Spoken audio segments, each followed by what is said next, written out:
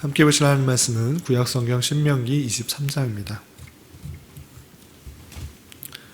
신명기 23장 말씀, 구약성경 297면 전후를 보시면 되겠습니다. 신명기 23장도 이스라엘 백성들이 지켜야 될 여러 가지 규례에 대해서 설명하고 있는 부분입니다. 다 읽지는 않고 1절부터 8절까지만 봉독하겠습니다. 신명기 23장 1절부터 8절까지 말씀 함께 봉독하겠습니다. 고환이 상한 자나 음경이 잘린 자는 여호와의 총회에 들어오지 못하리라. 사생자는 여호와의 총회에 들어오지 못하리니 10대 이르기까지도 여호와의 총회에 들어오지 못하리라.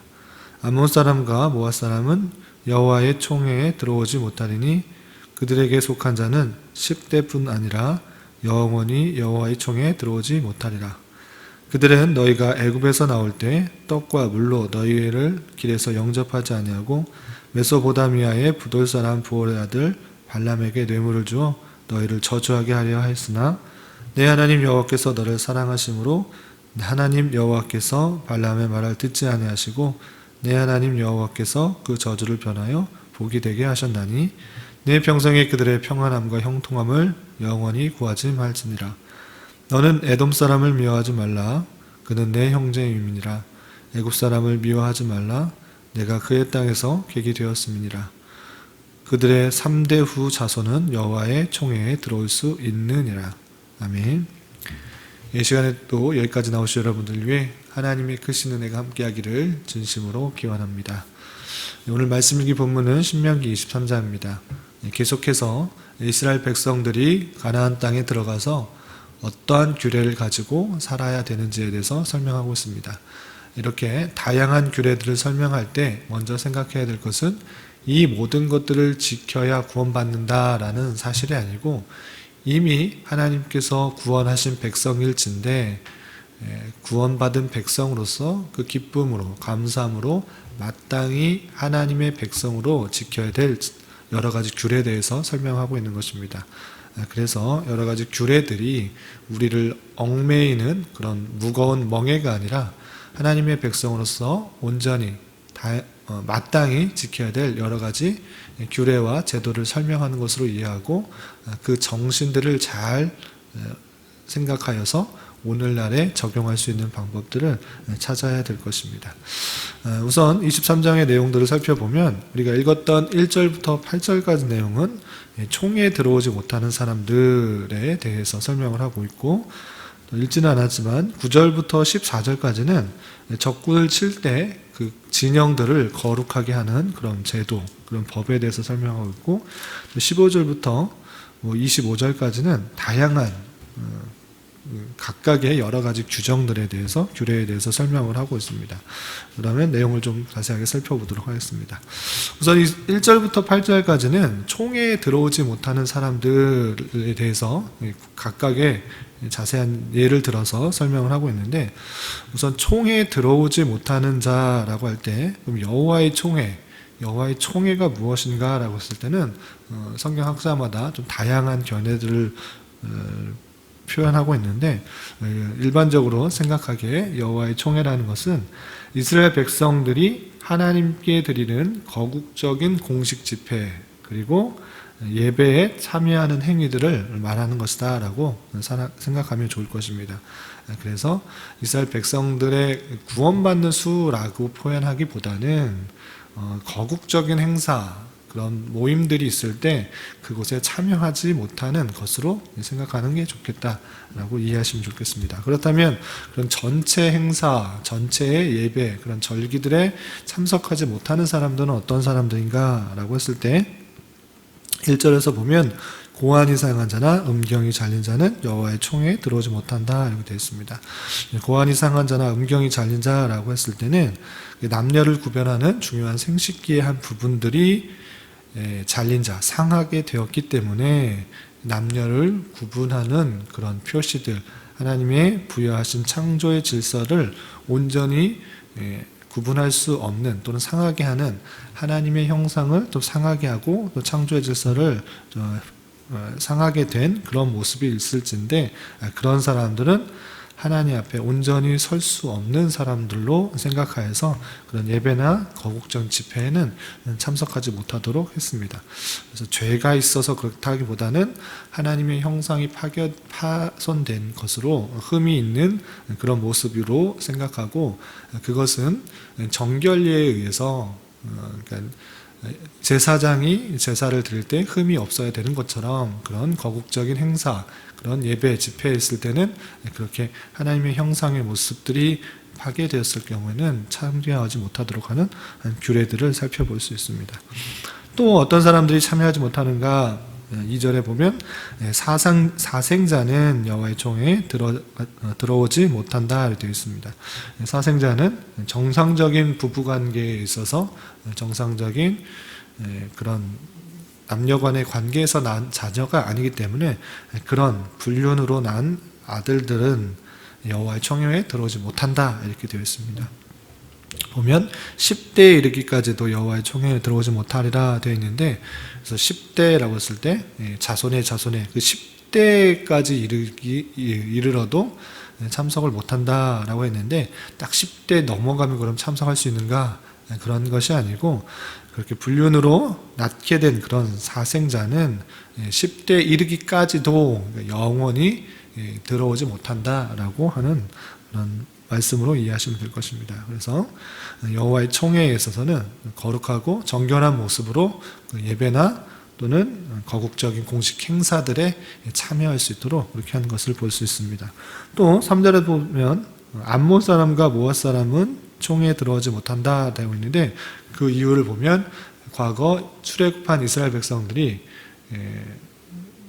출애굽하여서 광야에서 또한 가나안 땅으로 들어가는 그런 모든 과정에 있어서 돕는 것이 아니라 회방하고 저주를 하는 그런 모습들이 있었기 때문에 여호와의 그 총회에 절대로 들어오지 못하도록 하였다라는 내용들이 있습니다. 반면에 이방 사람이지만 여호와의 총회에 들어올 수 있는 사람들이 있었습니다. 그 사람은 누구인가? 에돔 사람입니다. 7절에 보면 이렇게 되어 있습니다. 7절 보면 에돔 사람을 미워하지 말라. 그는 내 형제임이니라. 애굽 사람을 미워하지 말라. 내가 그의 땅에서 객이 되었습니다. 그들의 3대 후 자손은 여호와의 총회에 들어올 수 있느니라 라고 되어 있습니다. 여호와의 3대 후에 1대, 2대, 3대 자녀가 되었을 경우에는 여호와의 총회에 들어올 수 있는 사람인데 에돔 사람이다. 에돔 사람은 같은 형제의 민족이기 때문에 바로는 들어오지 못하지만 3대 후에는 들어올 수 있도록 했고, 애굽 사람들 또한 그 땅에서 객이 되었던 것을 내가 생각하면서 3대 후에는 들어올 수 있도록 하였습니다. 3대 후에 총회에 들어오는 거 그냥 마음대로 들어올 수 있는 것이 아니라 그의 백성이 되겠다라는 그런 표시로 할례의 그런 형식을 가진 후에 그의 민족으로, 같은 민족으로 총회에 들어올 수 있도록 하는 그런 예들을 살펴볼 수 있습니다. 이렇게 여호와의 총회에 들어올 수 있는 사람이 누구인가 했을 때 하나님께 예배 드리는 것, 그리고 거국적인 행사에 참여할 수 있는 사람은 정결하고 그 마음을 합할 수 있는 사람으로 국한해서 총회에 들어와서 하나님의 일들을 또 할 수 있도록 하는 그런 정신들을 살펴볼 수 있습니다. 또 9절부터 14절까지는 적군을 치려할 때 진을 짜고 있을 텐데 그 진영에서 정결하게 하는 방법을 설명하고 있습니다. 다양하게 여러 가지 설명을 하고 있는데 핵심적인 말씀이 그 9절과 16절에 표현되었습니다. 9절 보면 내가 적군을 치러 출진할 때 모든 악한 일을 스스로 삼갈지니 라는 표현이고요. 14절에 보면 내 하나님 여호와께서 너를 구원하시려고 적군을 내게 넘기시려고 내 진영 중에 행하심이라. 그러므로 내 진영을 거룩히 하라. 그리하면 내게서 불결한 것을 보시지 않으므로 너를 떠나지 아니하시리라 라고 되어 있습니다. 그래서 적군을 치러 출진할 때 악을 스스로 삼가는 것, 그리고 마음속에 어떤 그런 품는 것도 다 정결하게 함으로 말미암아 그 적군의 진영에서 하나님이 함께 하신 것들을 느끼고 그렇게 출전할 수 있도록 한 것입니다. 그래서 내게서 불결한 것을 보시지 않으므로 떠나지 아니하시리라. 이렇게 하나님께서 말씀하시는 것은 그 안에 정결한 것들로 잘 준비하여서 전장에 출정할 수 있도록 마음과 행실을 잘 단속할 수 있도록 하는 그런 규례들을 살펴볼 수 있습니다. 그래서 9절부터 14절까지는 적군을 치러 갈 때 하는 그런 군인들에 있어서도 그 안에 정결한 몸과 마음을 가져서 출전할 수 있도록 그렇게 행하라 라고 되어 있습니다. 그리고 15절 이하에는 다양한 규정들이 있는데 특별히 15절 16절에서는 종이 주인을 피하여서 원래 주인이 있을진데 피하여서 도망한 것을 우리가 보았을 때 만나게 되었을 때 어떻게 해야 되는가 이렇게 되어 있는데 이렇게 표현되어 있습니다. 15절 16절 보면 종이 그 주인을 피하여 내게로 도망하거든 너는 그의 주인에게 돌려주지 말고 그가 내 성읍 중에서 원하는 곳을 택하는 대로 너와 함께 내 가운데 거주하게 하고 그를 압제하지 말지니라 되겠습니다. 왜 주인에게 도망왔으면 다시 돌려주는 것, 원래 주인에게 돌려주는 게 맞는 것인데 그렇게 하는 것이 아니라 내가 피할 곳을 알려주고 택하게 하고 또 함께 그를 함께 있어서 압제하지 말라 이렇게 되어 있는가라고 했을 때는 그 종이 도망한 이유를 잘 살펴봐야 됩니다.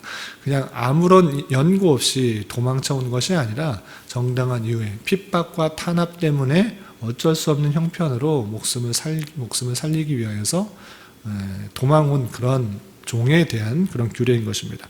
그래서 그런 주인의 핍박과 탄압으로 말미암아 도망쳐 나온 그런 종이 있을 때 정당한 사유에 의해서 도망쳐 왔을 때 그를 압제하고 또는 돌려보내는 것이 아니라 피할 곳을 주어서 선을 베풀도록 하는 것을 볼 수 있습니다.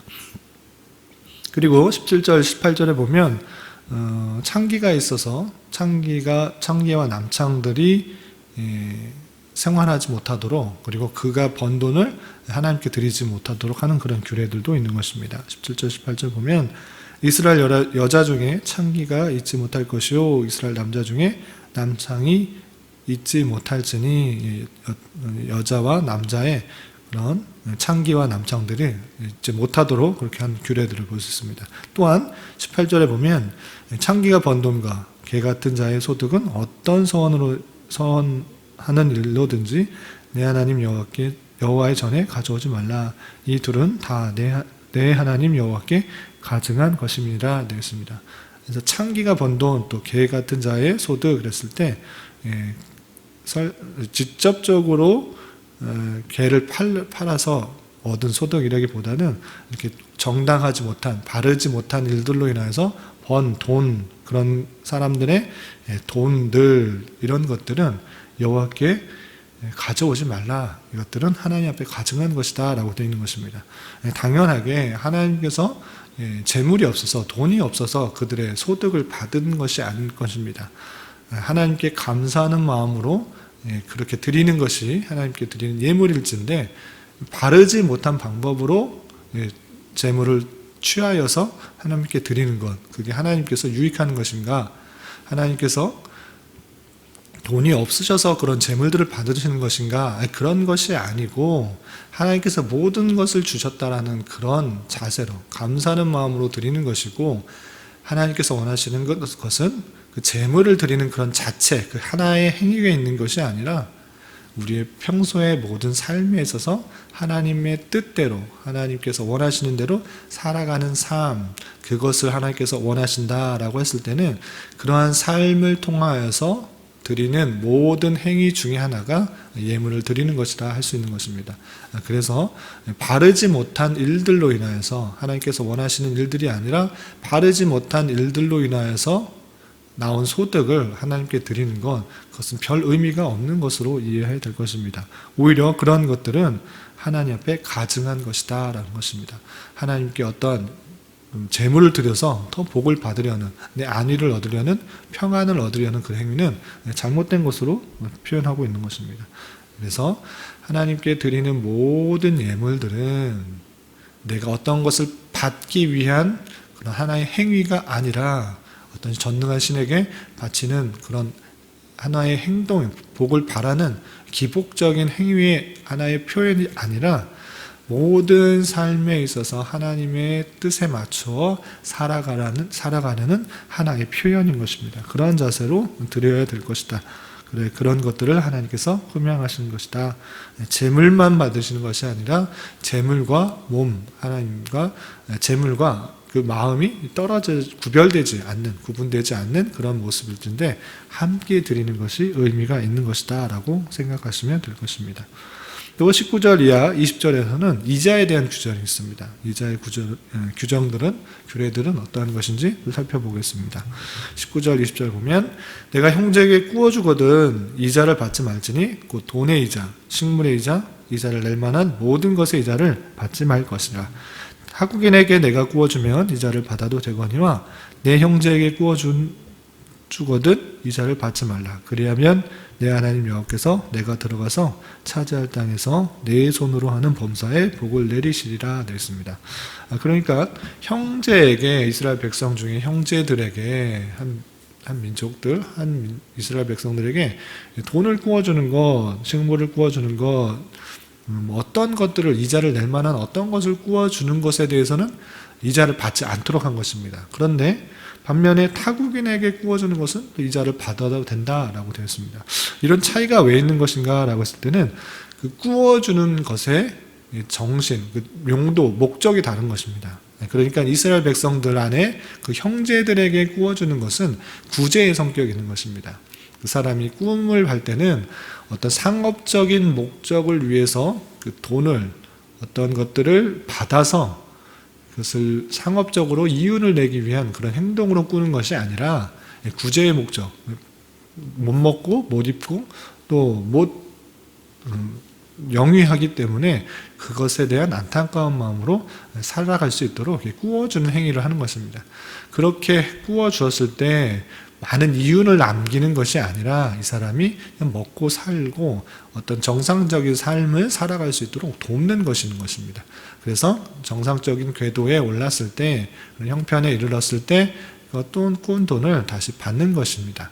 그런 제도가 있는 것이고, 그것이 아니라 타국인에게 꾸어주는 것은 이 타국인들은 상업적인 용도로 인하여서 꾸어주는 그런 것을 말합니다. 그래서 이윤을 내기 위해서 그 사람들이 꾸어갔을 때인데 그것들에 대해서는 정당하게 상업적인 이윤을 내기 때문에 그것을 다시 받도록 하는 정신을 살펴볼 수 있습니다. 그래서 형제에게 꾸어주는 것에 대한 이자를 받지 않는 것은 구제의 성격들이 많이 있기 때문에 도와주는 마음으로 이렇게 이자를 받지 않도록 하는 것을 볼 수 있습니다. 그리고 또 여러 가지 또 규례를 보면 서원에 대한 규례들이 있습니다. 21절 이하 살펴보면 내 하나님 여호와께서 서원하거든 갚기를 더디하지 말라. 내 하나님 여호와께서 반드시 그것을 내게 요구하시느니 더디면 그것이 내게 죄가 될 것이라.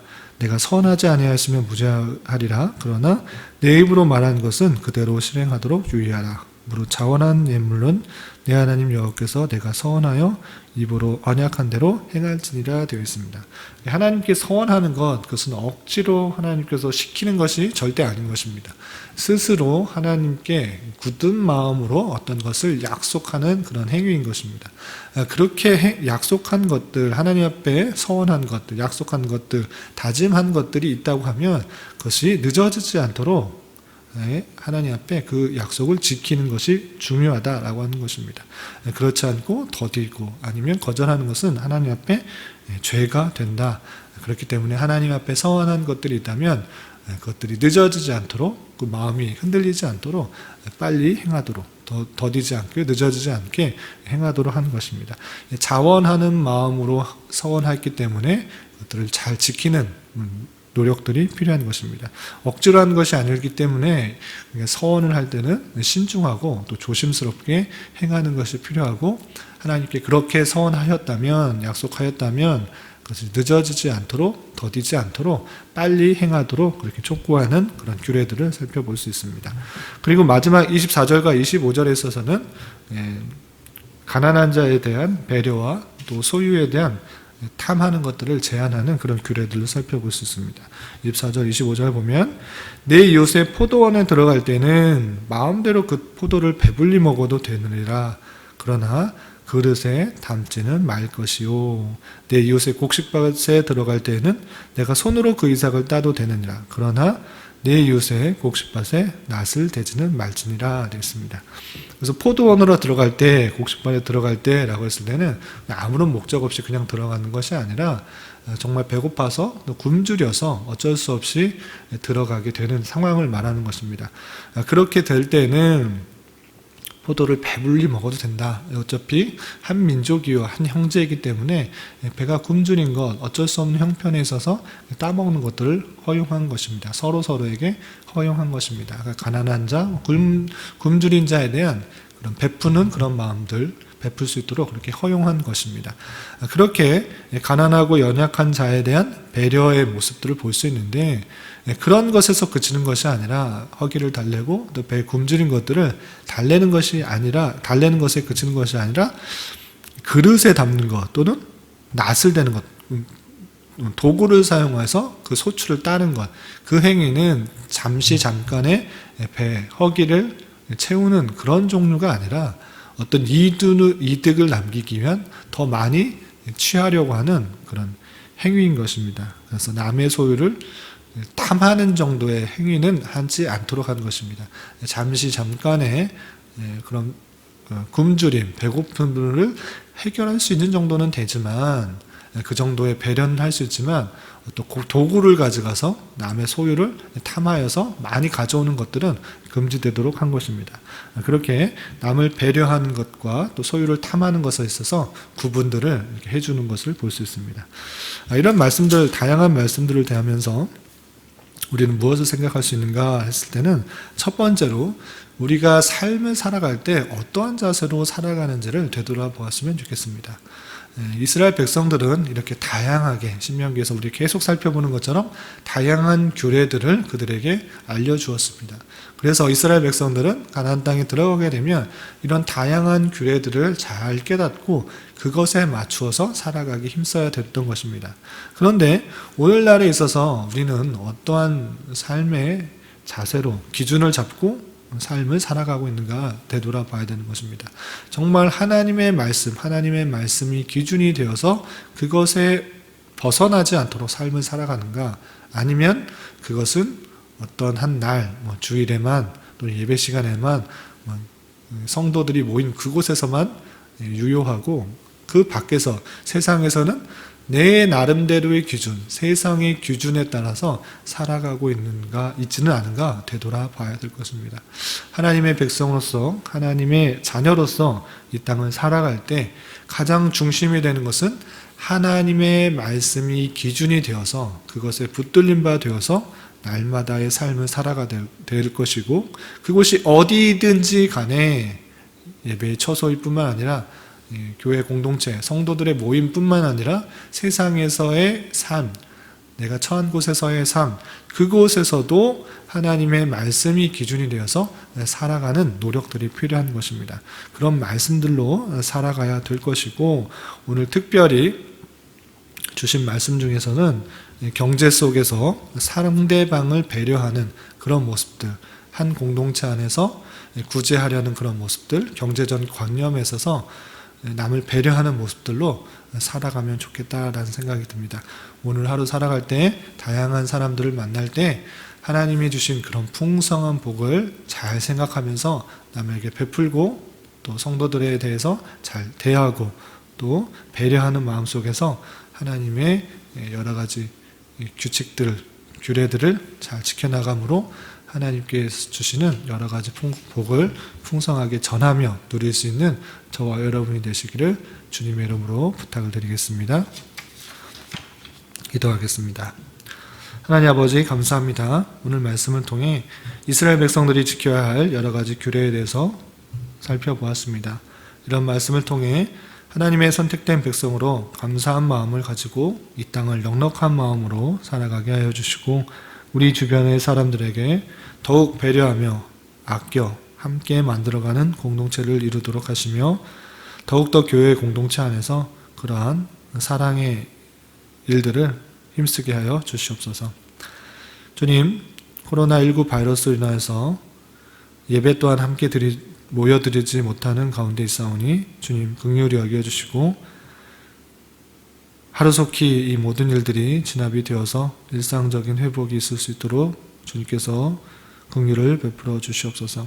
특별히 유정자들에게 지혜와 능력을 더하여 주시고 진정으로 국민들을 위하며 자유와 평화를 지키며 종교의 자유를 보장하는 등 이 땅을 올바르게 다스려갈 수 있도록 인도하여 주시옵소서.